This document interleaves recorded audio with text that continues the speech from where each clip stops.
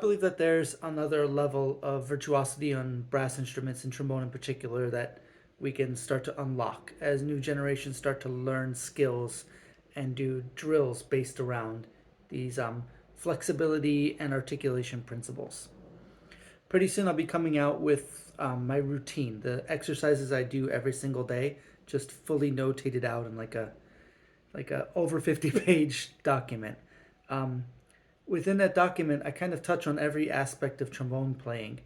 And one of the ones I'd like to highlight today, talking about like the new virtuosity, is the idea of lip trills and lip flexibility. How do we develop them and how far can we push them? Like, I always found it to be a really interesting question for me personally, because my ideas about how far I can push my techniques, how like fast or high I can play, they're not ego based or competitive aspects of my playing, but they're just my attempt to discover tools that I can use to unlock my own sense of musicality and entertain people. So the flexibilities and kind of like I was demonstrating at the top of this video, they can be worked on, they can develop. They're not something that are just inherently innate. Like I didn't have lip trill skills until most of the way through my undergrad, and it took kind of a long time to develop them and continue to work on them. But the fact that I didn't like kind of stop working on them, the fact that I continually developed them, has let me play stuff like that with reliability and consistency. So for the first step for this is a lip trill.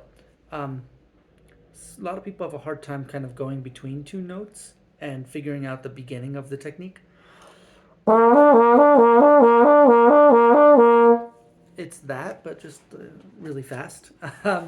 For me, the way to unlock it was actually to use the jaw in kind of like an up and down chewing motion. Normally, I caution against this when you're going for like beautiful, even tone and classical technique. But for me, that really let me kind of unlock the feeling of moving between the partials.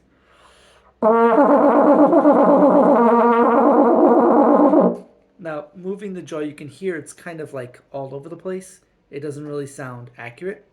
But unlocking that first step of just rapid motion and then smoothing it out over time was a key for me personally.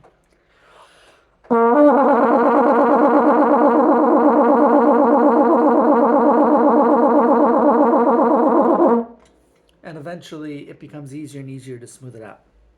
Now, when we have our lip trill, we usually see it in places like the David concertino and in the higher registers.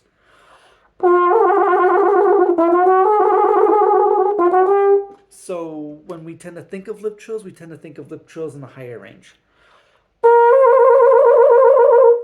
I like to recommend that people also work on lip trills down into the lower range, like F to B flat and B flat to F.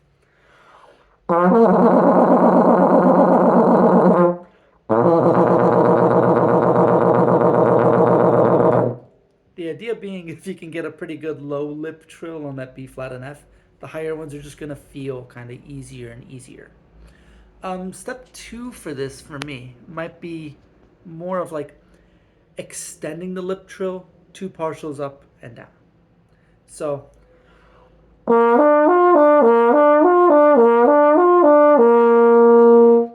but the same way you would do a lip trill.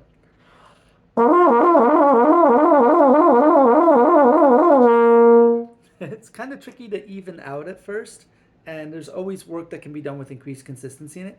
But I like to do that from first to seventh, starting on B flat, and then first to seventh on F, and first to seventh on low B flat, like so.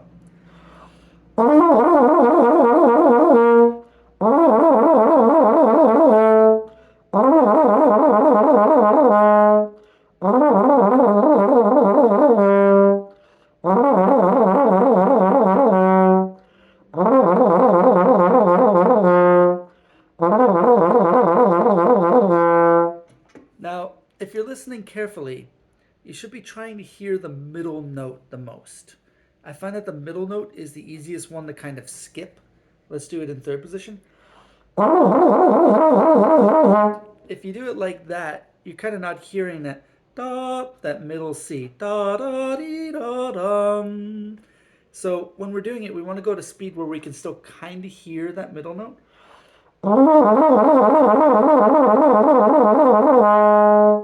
And we can make sure we're trying not to skip that partial as much as possible. Whenever you're doing lip flexibilities or lip trills or stuff like this, really attempting to hear the middle of the technique is the key to unlocking it. So let's do the same thing now, starting on F in the staff and going down.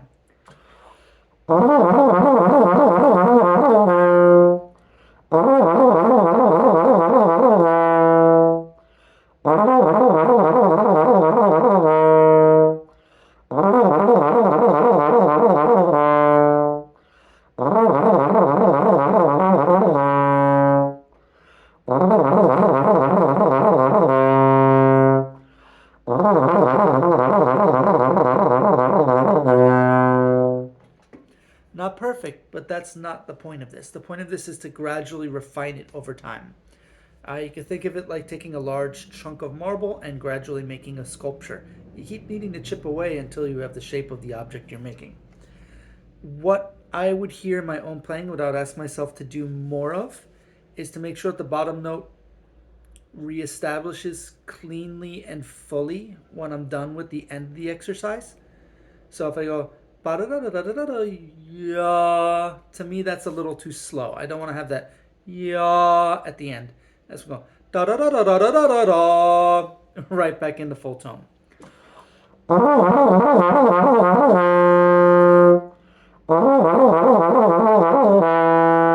And when I'm focusing on that, sometimes the other notes slip. So I would also ask myself to make sure that it's even. Every once in a while, it sounds like it becomes a little lopsided or a little uneven. And I'll just keep listening for that. Evenness of sound, speed, and resonance when I'm back on the pitch. Better. You can even hear my bottom note kind of reestablishes. The chops almost feel like they're doing this a little bit.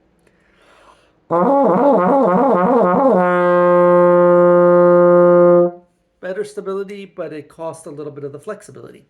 Evening out that stability versus flexibility is a big part of like developing this kind of new virtuosity. All right, continuing. Let's do it now starting on a low B flat.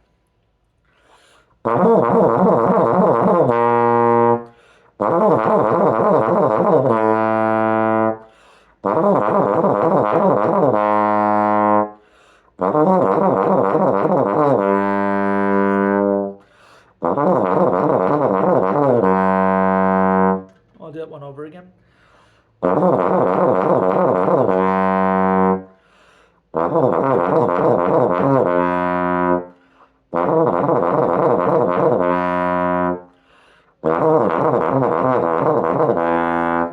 As we get further out on the slide, as we get lower, it gets a little bit harder. Again, I'm not going to really hold my feet to the fire here. This isn't a thing that's really asked for in very many pieces of music overall. And it's more about just acquiring this as more of a life skill than it is like it needs to be right or I need to do it 1,000 times. I'm just aiming for better over time, not perfect right away, especially when we're pushing the boundaries of what's possible so far, or at least what's possible for me. Who knows? Maybe some of you will pick up the horn and it'll just tumble right out of the horn, and then I'll start taking lessons from you. That would be cool. All right. So what I heard on that was as I got further out on the slide, it just got a little bit messier. But as I was closer in the slide, I try to avoid a sound. I really try to get rid of that sound as much as possible. A lot of my career is made playing chamber music and solo music very close to people. So, like, that sound, like that E kind of format, might not be hearable 90 feet out in the concert hall, but it might be hearable 9 feet away from the bell.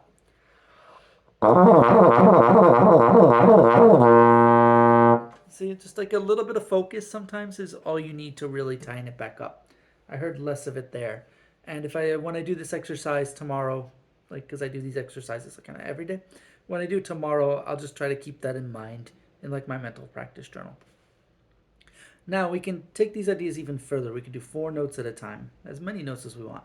But at the beginning of the video, I was doing 4 notes, kind of a major chord.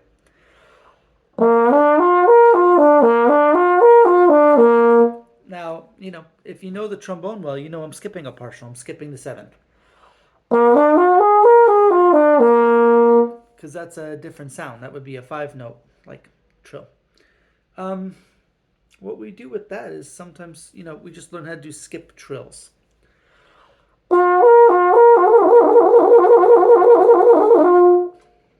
And you could do that in different registers. Skipping the B flat.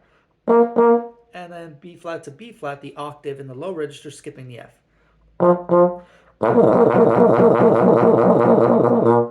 So with enough control, you can not only trill between two adjacent partials, but you can start doing skip partials as well. So for this 4-note trill, we're going to try to skip that natural septimal seventh.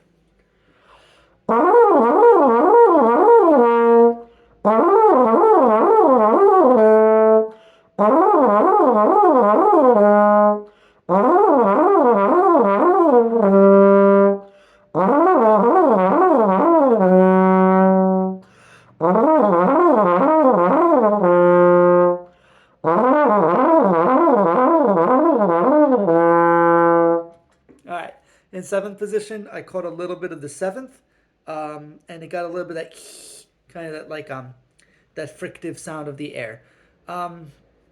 In 3rd through 6th position, it got a little sloppier. It just gets a little harder to control the more you go out the slide. So as I'm doing this now, partial down, I'll really try to lock in on 3rd, 4th, 5th, 6th, 7th position. So this next one would be, but rapido.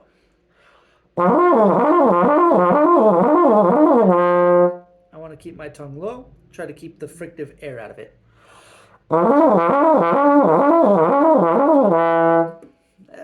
Don't know if I got there, but I'm going to keep working on it.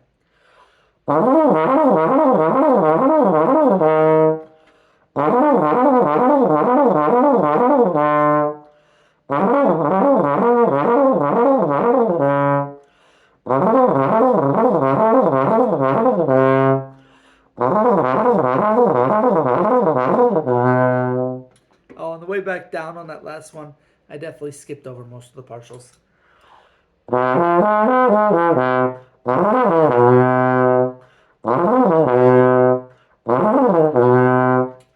See, going back down to that second partial, that F through B, that partial, I've always found it really hard to kind of really hit that note well. And as we go down one more partial and try this again, starting on the low B flat, first partial of the pedal tone, you might start to hear what I mean. This has always been a long-term project of mine to make this cleaner. Especially on the way down, I've always wanted it to be cleaner and cleaner. So it's been something that's been a work in progress for a long time.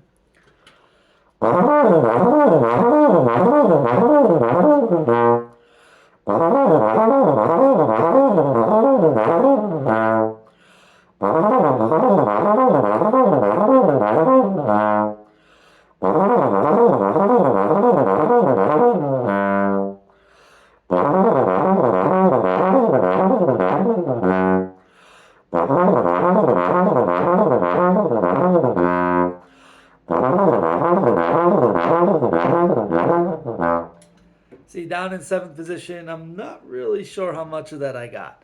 But that just goes to show that there's always like another level to go, even when you've been working on it for a while. Ideally, once I get that bottom level locked in, the top level where the partials are closer together should become easier and easier. This is a little just like a little overview, not an interview, of what trills can be like on the trombone and how we can keep moving them forward into kind of like a new idea of virtuosity. I hope it helps. All these exercises are going to be in my routine book once I get around to publishing it, hopefully soon. And they'll all be written out so you can kind of see what you're working with and gauge your progress day by day. Till then, feel free to use this video. If you have any questions, please put them down in the comments or feel free to reach out, and I'd be happy to answer them. All right, thanks for listening.